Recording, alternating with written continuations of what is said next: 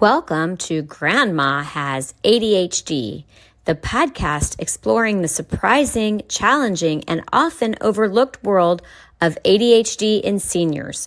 I'm your host, Jami Shapiro, the founder of Silver Linings Transitions and an ADHD specialist.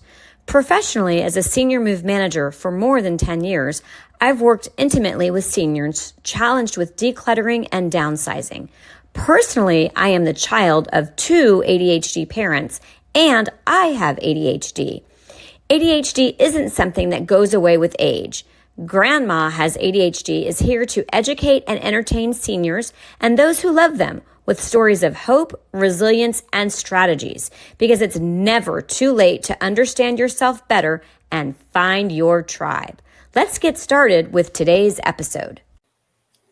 Hi, welcome to another exciting episode of Grandma Has ADHD. I am pleased, because I can't use the word excited again, that just would be too much, but I am excited to welcome Barb Hubbard to our podcast. She is someone that I was connected to in the San Diego area. She's a time management coach and an ADHD specialist. She loves supporting ambitious individuals who have big goals. She started her career as an elementary level special education teacher, and after many years of teaching children and supporting parents, she began to notice that distractibility, forgetfulness, and disorganization weren't limited to the classroom.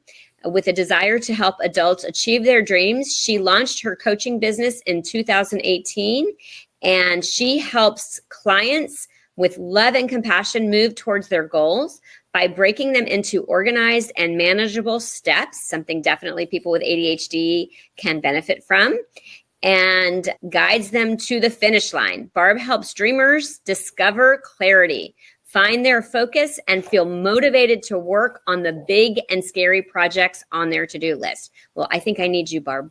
So welcome to Grandma Has ADHD. Tell me about yourself and your journey. How'd you get here? Thank you so much for having me. I'm thrilled to be here. So tell me more about what we can't see in the bio. All right. I'll share the moment I realized that I probably have ADHD too, and it'll give a lot of background and detail. So I spent my career, really my first career, working with kids, right? And the stereotypical boys bouncing off the walls with ADHD were many of the kids that I worked with. And at the time, we suspected my husband had ADHD. We still suspect he has ADHD because he is also the boy who bounces off the walls and always moving, right? Yep, we all can identify them. Yep. And then my daughter was diagnosed with ADHD at about age 5, really young. And she's now 20. She's 20. And at the time, she too was bouncing off the walls. Like we went to the doctor's office for a diagnosis and she could not sit on the table, right? Like she was moving around. So fast forward, I left my teaching career. I decided that ADHD coaching was the route I would take. I became certified. I started working with women. And as I shared, as you shared, in my bio, I had all these women coming to me saying, well, I don't know if I have ADHD, but, please, can you help me with this? Can you help me with this? And 2 years in, I was working with one particular client, and everything she was saying, I'm like, oh my goodness, that's me. Yeah. I call it the playbook to my life when I discovered my ADHD and I started to read, I do. I mean, some of the crazy things, which we can talk about, but go ahead. Yeah. I felt like she was in my head. So tell me some of those things. Yeah. Tell me some of those things. That's a good, because with ADHD, we like to go on tangents. So hopefully we redirect. That's why I put the notes on the side. But tell me some of those things that you heard her say that you're like, oh, that's me. Well, one of the things that she really struggled with, which I had struggled with too, was she had this dream, right? She had very specific plans that she wanted to work on and put in place for a career in writing and editing, proofreading, that kind of thing. And as she was talking about it and talking about her struggle to get started on it, her struggle to sit down, her struggle to say, all right, when I sit down, I'm actually going to work on what I said I was going to work on. That hit home with me. And I had other women share the same thing with me, but there was something about the way she said it, which, just resonated with me. I identified with it. The other piece that she said that really resonated was she had a pretty successful life, right? She wasn't the person who kept losing her job or, was in relationship after relationship. She had been married for years, like I have been. She had held down jobs. She switched jobs due to interest, which is common, right? But, and those things too. And she was not bouncy. She was not hyperactive in the sense that I understood it at the time, right? Of bouncing off the walls. Yeah. Right? So I'm like, oh, well, if you have ADHD, then maybe I do. Maybe I do too. Right. I remember when my ex-husband told me years ago that I had ADHD, and he's a college professor. And I was like, no, I don't, because my brother, who's normally on the call, is hyperactive. And that was what I thought was ADHD. And I'm like, I can sit still. I graduated with high honors. I've only lost one job, and it had nothing to do with my ADHD. It's because I didn't want to pick up garbage in the, in the parking lot. There were reasons behind that. That wasn't just like I'm above that, but there was a backstory that I'm not going down that rabbit hole. But so let me ask you this question then. What was your advice to her? What did you tell her to do to be able to sit down and get that writing done? We worked on a lot of strategies that were helpful to me. And I knew if we were that closely aligned, they would help her too. So we worked on the idea of sitting down and working for 15, 20 minutes. Like the Pomodoro Method kind of thing. Exactly. Yes. Yeah. And for those who don't get started. Right. Do you want to explain the Pomodoro Method? Yeah. Sure. Yeah. And all of us in that space, all of us in the ADHD space know what it is, but not all of our listeners. A lot of them are really new to ADHD as we're discovering that seniors have it. So go ahead and explain the Pomodoro Method. So the Pomodoro Method is basically you set a timer for 20 minutes. You work for 20 minutes. It can be 30. It can be, honestly, I believe it can be whatever time you want, but generally it's, in between 15 and 30, right? And then you take a break. You get up, you move around, and then you jump back in, set the timer again. Right. And I would say part of the success of that is limiting the distraction. So I literally will move my phone away. And as I was sharing with Barb before we started the podcast today, I was explaining that we have to put the computer on focus setting or the do not disturb. For those of you who don't know where it is, if you have a Mac, it's a setting on the top right, that's little 2 control bars. But I told her the ding will go off and that'll be all it takes for me. So if I'm going to do the Pomodoro Method, I need to limit all of the distractions, and then I need to have a reward for the next, like what's going to happen next. And I know what happens for me is a lot of times I'm so involved in whatever it was that I was avoiding doing that I then can continue doing it. But let me that is often the case. Yeah. Let me ask you this spontaneous question. So you suspect that you have ADHD, and do you suspect that you have a parent with ADHD then? I do. And a grandparent. My grandma is no longer living, but now that I look back, Sure. Yeah. Me too. And so does your parent that you suspect have it know that you suspect it? No, I suspect that my dad has it, and it was his mom who I'm 90% sure. He and I have not had that conversation.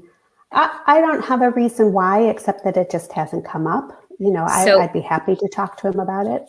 Yeah. So it's interesting. I have 2 parents with ADHD. My father was the stereotypical boy, so you could see it in home videos as of him as an infant even. And I actually discovered it with my mom, which is a big part of the Where This Grandma Has ADHD podcast came from, was I believe, I didn't even look at it, or I knew that I had it when my child was diagnosed. And it was just a couple of months ago, really, that I realized that my mom has ADHD. So I sent my mom a podcast and had her listen to it. And then she actually came to visit me for Mother's Day back in May, and she's going to be one of the first people on the podcast. So people will have already met my mom. If you haven't gone back, I think it's going to be like episode 3 or episode 4. And it was the first time we visited when I knew and she knew that she had ADHD. It was the best visit we ever had because I suddenly like, for instance, my mom left her hearing aids 2 mornings in a row. And I'm like, how do you leave your hearing aids? Like, don't you know you can't hear? Doesn't that occur to you? But new me with these is like, okay, so why don't I'm going to give myself a buffer of time because I know that there's going to be something that's going to happen. Yeah. And so because I had given myself that buffer in time, we actually didn't have the fights and I didn't come down on her. But anyway, I was talking to her on the phone last week and I said, Mom, are you glad I told you? This is where I'm going with this. And she said she was. And now she's watching the reels on ADHD and she is connecting with the message as well. So perhaps your father will hear this podcast. Yeah. But anyway, I interviewed another ADHD coach. I don't know if you know Alan P. Brown, the ADD crusher. And he said that he had an 87-year-old man in his audience who had discovered that he had ADHD 7 years ago. So he was 80. He said it was the best 7 years of his life. So you might consider telling Dad, hi, Dad, you have ADHD. Now he just done it for you. Barb's dad. I love it. Yeah. I think it hasn't come up because he is not living his life any differently than he otherwise would have. He doesn't have some of the shame that I see a lot of women dragging along with it, right? So it hasn't come up. I see it differently with women. So let's talk about that. Yeah. How do you see it differently for women? I see women, they aren't doing what they want to do. They aren't chasing their dreams. They have all these creative, sometimes crazy, but creative ideas. And they're like, no, that'll never work. I can't do that. So more about the way we were raised as women, maybe, and less about the ADHD, right? Yeah, possibly. Yeah. The imposter syndrome that women tend to have. I heard that when women want to start a business, they will bootstrap, and I did this myself, they will bootstrap and they will, not do anything. Or when they apply for a job, they will only apply for a job when they know that they meet every qualification versus a man who, will go for the job that he isn't necessarily qualified for, or will go out and get a venture capitalist or somebody to support him. We do approach life, just male, female, very differently aside from ADHD, right? I would add that the women who have ADHD were told so often that they're too forgetful, they're too lazy, they, they shouldn't be doing that, right? That you need to sit quietly and, play your role, right? And so then, later in life, often when their kids are out of the house, they're like, okay, now what? But they don't believe in themselves. The confidence isn't there for them to start their own thing, to do their own thing. And yes, it's partly just the difference between the way men and women were raised. But I believe that when women have ADHD, there's added stuff, added baggage there. I would add too, and this is, coming from my own experience, that there's an expectation still, maybe not as much now, but of the way that a woman would run the household. And it did fall, even if she had a career like I did. And I remember, going to my ex-husband, again, before knowing that I had ADHD, and saying, I can't seem to get it together. Can you help me develop a schedule? Can you help me, so that I can implement this plan? Because, he didn't. It's one of the reasons that he's my ex, among many. But, we do as women have added, especially, the time that because I think we're around the same age, we talked about that. Yeah. And the way that our mothers, were raised. Mm-hmm. So, it is, things are changing. And again, this is geared towards seniors and their adult children. So I want to ask you another question, and I want you to answer it when we come back from our break. And that would be, how does ADHD get in the way of living your best life, especially as an older woman? And again, it can be an older man, but you had suggested that, your dad, you don't feel like it impacts him the way that it might a woman. So we're going to pause on that question and come back after we hear a word from our sponsors. If you are listening to this podcast, there's a good chance you or a loved one is feeling overwhelmed by the challenges of ADHD or disorganization.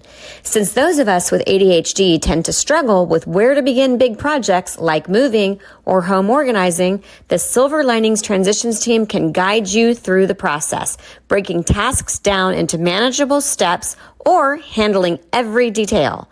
There's a reason our team carries magic wands when we work with our clients. We can pack and move your entire home, and you won't have to miss a day of work or touch a single box. We also provide home organizing and storage sort-outs with an understanding of ADHD. If you have a home to sell, we can provide you free or discounted services when we refer you to one of our realtor partners through our realtor referral program. Visit our website at www.silverliningstransitions.com or call us at 760-522-1624 to learn more about how we can help you make your move or home organizational project magical. We are back with Barb Hubbard, and left you with a cliffhanging question, Barb, and that was, how does ADHD get in the way of living your best life as an older woman? So let's talk about how our listeners, how hearing this podcast today is going to impact their lives going forward. Well, let me first define how I think of older woman, right? Okay. Because I think that's important to zero in on who we're talking about. Okay. I'm thinking of the women who are done raising their own kids. Okay. And, they are now empty nesters. So they might be grandmas. They might be almost grandmas, right? But they're in this phase of life where their kind of job is done, right, of raising their kids. Sure. So I'm an older woman. Is that what you're saying? Yeah. I have a 16-year-old. She drives. Yeah. Okay. I am too. I'm in the same boat, right? Okay. All right. But these are the women that I hear from most often, and they're in their 50s and 60s and sometimes even 70s. And they're saying, now what? I don't know what to do. When they show up and they suspect they have ADHD or they've been recently diagnosed with ADHD, the thing I hear most often is that they have this dream that was sidelined for years. And now what? Right? And unfortunately, many of them were sitting around doing nothing. And it goes back to what I said earlier about their confidence, right? They didn't have the confidence to go do their own thing. They didn't know where to start, right? And so ADHD is impacting all of that. Part of it is impacting the confidence and the emotions and the feelings around whatever they want to do. And part of it is those executive functions of, where do I start? How do I break this down? How do I, talk to people about this? How do I manage the emotions around this, right? And I think that generation of women have so much to share, right? I want them out there. I want them sharing whatever their dream is with the world, because it's going to impact them, their families, and ripple out to so many other people. Right. So when you are working with a client like this, what is it that they're dreaming and how are you helping them get there? I have had so many clients in this age range. They're usually dreaming about helping other people. They're usually, and these are just the people I attract, I think. They're teachers, they're helpers, they're givers, right? They're the people who want to get out there. So sometimes it's about going back to school so that they can take the next career, I love it. In their 50s, but they're nervous. They're afraid, right? Sure. Maybe they didn't do well in school the first time around, right? We know that about ADHD. If you're not interested in something, you're not going to do well in it versus something that. So tell me a story about one of your clients that did go back to school. Maybe like what did they go back to school for and how did you help them? Yeah. So I have one particular client who she didn't switch careers necessarily, but she wanted to work on her, like the state licensing, whatever program for her particular career, which was in engineering. Okay. She is an African-American woman in nearly 60 years old. Wow. Who wanted to take this exam so that she could better her life, she could better the life of her family, and be a role model for all the other women like her. Mm-hmm. And she could not get, especially when you're studying for an exam like that, right? It's a slightly different from school where you might be taking classes, doing something fun, but she couldn't get herself to sit down and do it. Mm-hmm. And so we worked on study skills and study strategies. We worked on finding time in the week where she could create blocks of time to sit down and focus. And we did things like turn off notifications and put your phone in the other room so that you can focus. We figured out the best amount of time for her to work before she needed to take a break. We figured out the best time of day for her to work so that she wasn't too tired, or in the morning she couldn't wake up enough to do it, right? We worked on a lot of those things very specific to her, so she could study, so she could take this exam, so she could pass it, so she could make an impact for those around her.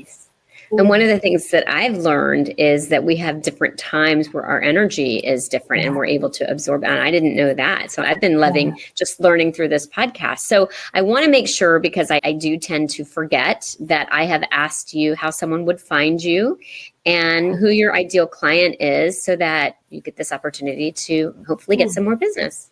Thank you. Thank you. Yeah. So to find me, it's barbhubbardcoaching.com. That's my website, barbhubbardcoaching.com. And I'm also on Facebook at barbhubbardcoaching.com or LinkedIn and Instagram. You can find me at Barb Hubbard. And I have a really great Facebook group. It is called Finding Focus. And I'm going to I want to get this right because it's a long name. Finding Focus, Time Strategies for Scattered but Ambitious Minds. It's a free group. It's on Facebook where I just offer ideas and strategies. And so what I may have you do is share that with me so that I can put it in the show notes. And so people who are listening to it can find it that way. And then we can put it in the YouTube notes as well, because sometimes people would rather watch a podcast than listen to it. Yeah. So. Yeah. And one of the things that I think that is really cool about you is that you have the background in teaching. And so, understanding. So do you help families as well as women? Great question.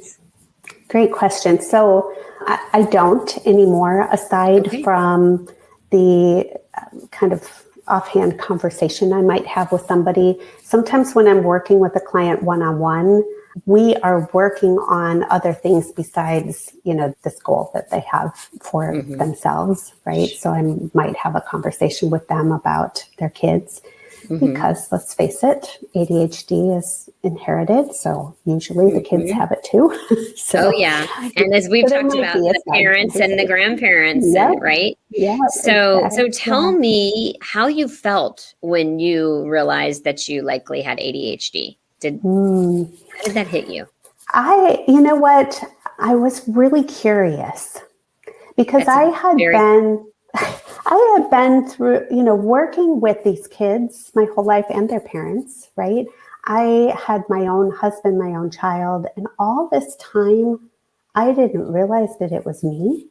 And I realized that I needed to get curious about not just what would work for me and, implementing my own strategies that are helpful for those with ADHD, but also ADHD has this whole other side. And, truthfully, since that time in the last 4 or 5 years, since I had that revelation about myself, more and more and more and more has come out about women with ADHD and what it looks like for a woman in her 40s, 50s, 60s to have ADHD. And so now I'm like, well, yeah, obviously, like I can see it all. But 5 years ago, that wasn't the case. So I'm happy that more is coming out. But in that moment, I was just curious. I'm like, all right, where are the resources for me? What more can I do for me? And I got very curious about it. I was actually having a conversation with a woman in her, I would say mid 40s, early to mid 40s, about perimenopause and menopause and just the things that go with that, which definitely play into ADHD as well. But how, it used to be something we didn't talk about, but now that these celebrities are talking about it and embracing, because I was talking about how it's impacting me, I think we are going to start to talk more about all of the things. Like our children are just like, I have this and I have that. And it's just, they wear it, proudly versus, my mom, when we first talked about her coming on the podcast and me even sharing some pictures of what a cluttered environment, she lived in, she was embarrassed. I'm like, Mom, anybody who's important knows you have ADHD. We've all seen it. It's not like you're going to get hired for a job, but but we grew up in a very, very different time. So tell me, what's your favorite trait with ADHD? Because I always like to talk about the positive. My favorite trait is the gift of gab. I can talk about anything, anytime, for any length of time. Right? And it's interesting because as a kid, as a child, I did not talk that much. I was very shy, but I was also told to be quiet often, sit down and be quiet. So I did. Yeah. Now I'm like, I can talk your ear off if you let me. Yeah. Well, one of the biggest comorbidities with ADHD is social anxiety. So I don't know if that was why you were shy. I was never shy, ever. I can't remember time. I think there might have been some social anxiety. I think that, honestly, I think that I was told to be quiet and sit still so often that I just was like, all right, I will always do that. Right. Like that's another ADHD thing is that all or nothing. Right. Like, and so I think I was like, all right, well, I am never going to talk again. I am always going to sit still. And and I can still do that if I need to, but I love that, somebody asked me a question and I can just go on and on and on about it now that you mentioned the curiosity, and I think that that's something that I know about myself, and I learned is a very common trait, is that we are constantly curious. We constantly want to understand how things work. And I love talking to other people with ADHD because I hear so much of myself, and I'm just like, oh, I really like that person. So it's fun. And I don't think I have met a single person with ADHD that I didn't really enjoy having a conversation with. Agreed. Yeah. So that's great. That's a great, haven't heard that one yet. Okay. And what would you say would be some of your biggest hacks or some of your best advice that you could give someone? Again, we want to leave everybody, as I say, when you know better, you do better. And what can improve? What improves your life? What improves, your clients' lives? Yeah. So my first bit of advice is that you're never too old to do whatever you want to do. Right. You're just not. And you're going to be happier and healthier if you go do it, whatever it is. Right.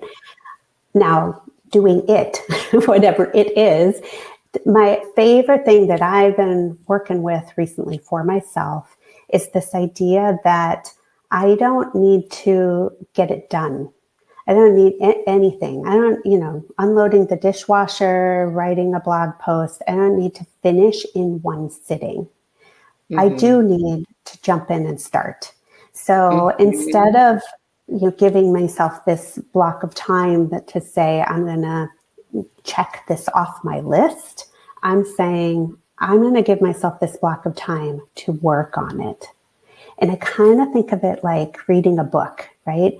We read a little at a time and we close it up and we put it aside and we go back to it later. And if we looked at all our tasks like that, sometimes we don't pick the book back up. All right, no big deal. We got out of it what we needed to get out of it. But, we are very capable of going back and picking up whatever task it is where we left off and continuing on, instead of this idea that we always have to check things off our list. Right? So I like that. Whatever it is that is your dream that you need, just start and give yourself 20, 30 minutes. Use the Pomodoro Method. Right. And just start. Work on it, and then put it aside until your next time. I didn't realize that so many people with ADHD have that perfectionist tendency, which and thankfully I don't have it, but it's interesting because you wouldn't think that those two would go together, but they tend to. They do. For me, for sure. Yeah. In closing our conversation, you ever have a conversation with someone and you're like, oh, I wish I had said that, or I wish, is there anything that I didn't ask you that you want to express? Because there's nothing worse than, hanging up the phone and being like, oh, I should have said that. I think, I'll just kind of summarize some of the things I've already said. You're never too old to get started.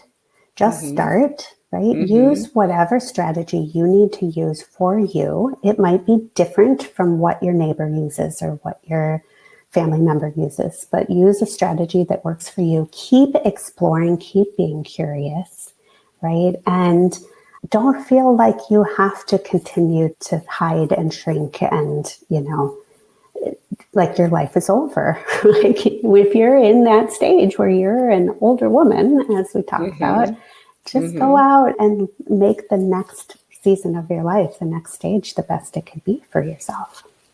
Oh, that's so great, because that's how I like to end my podcast, which is making the rest of your life the best of your life. So I don't think I could have said it. Yeah, I don't think I could have said it any better. So I think this is a successful close. So thank you so much for being here. Thank you to our listeners who tuned in.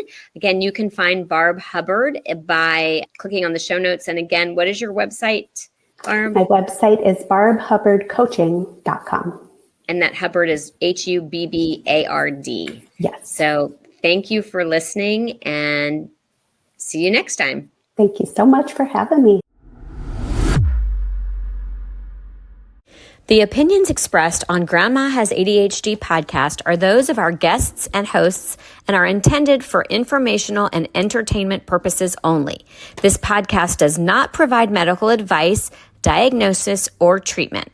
The content discussed in this episode is not a substitute for professional medical advice, diagnosis, or treatment.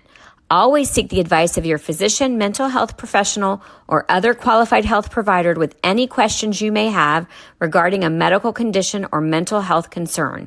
Never disregard professional medical advice or delay in seeking it because of something you have heard on this podcast. If you think you may have a medical emergency, call your doctor or emergency services immediately. The host, guests, and producers of Grandma Has ADHD do not assume any liability for the content of this podcast. Listen at your own discretion.